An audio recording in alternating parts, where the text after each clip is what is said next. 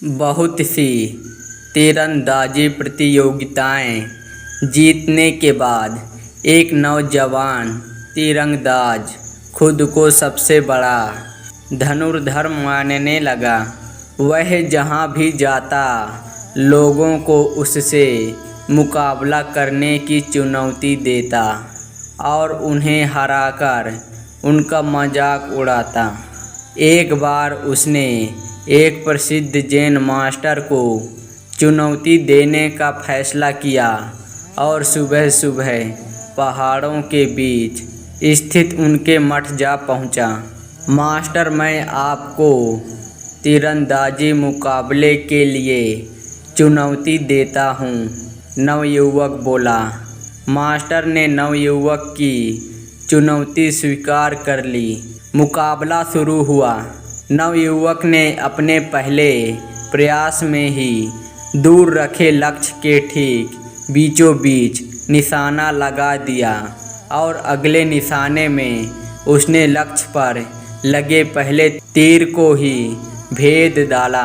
अपनी योग्यता पर घमंड करते हुए नवयुवक बोला, कहिए मास्टर, क्या आप इससे बेहतर करके दिखा सकते हैं? यदि हाँ तो करके दिखाइए, यदि नहीं तो हार मान लीजिए। मास्टर बोले, पुत्र मेरे पीछे आओ। मास्टर चलते चलते एक खतरनाक खाई के पास पहुंच गए। नवयुवक यह सब देख कुछ घबराया और बोला, मास्टर, ये आप मुझे कहाँ लेकर जा रहे हैं? मास्टर बोले, घबराओ मत पुत्र, हम लगभग पहुंच ही गए हैं। बस अब हमें इस जर्जर पुल के बीचों बीच जाना है। नवयुवक ने देखा कि दो पहाड़ियों को जोड़ने के लिए किसी ने लकड़ी के एक कामचलाऊ पुल का निर्माण किया था और मास्टर उसी पर जाने के लिए कह रहे थे। मास्टर पुल के बीचों बीच पहुँचे, कमान से तीर निकाला और दूर एक पेड़ के तने पर सटीक निशाना लगाया।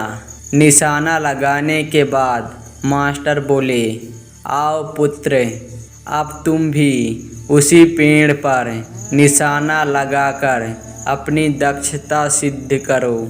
नवयुवक डरते डरते आगे बढ़ा और बेहद कठिनाई के साथ पुल के बीचों बीच पहुंचा और किसी तरह कमान से तीर निकालकर निशाना लगाया, पर निशाना लक्ष्य के आसपास भी नहीं लगा।